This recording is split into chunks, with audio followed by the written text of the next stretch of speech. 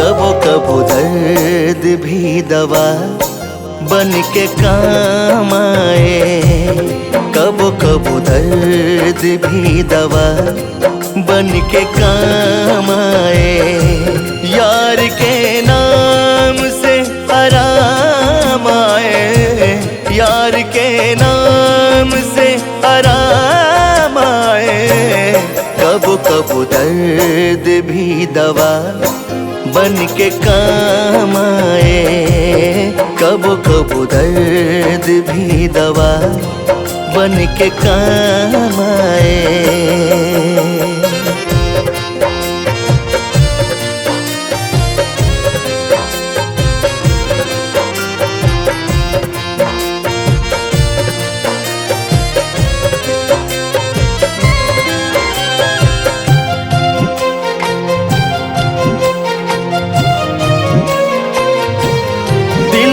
के बतिया कहाँ के हो समझ पावेला।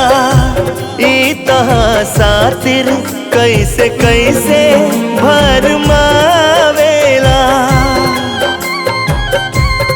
दिलवा के बतिया कहाँ के हो समझ पावेला।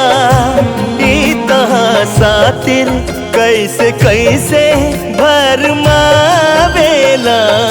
याद के खंजर चीरेला सुबह शाम आए।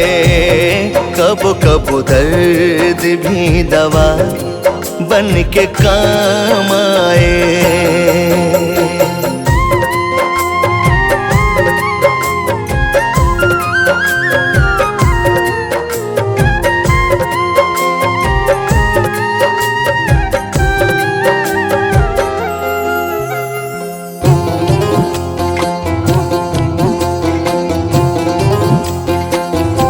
जख्म भी मीठा लागेला प्यार हो खेता।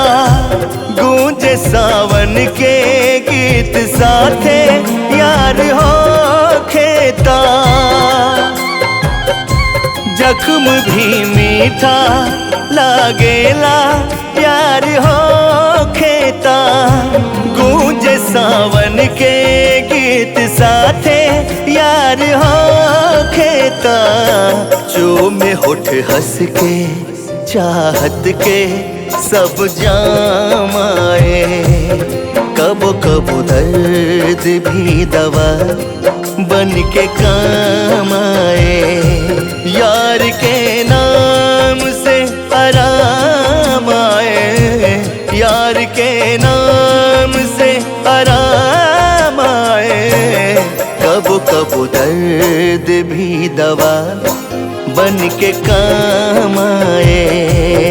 कबो कबो दर्द भी दवा बन के काम आए।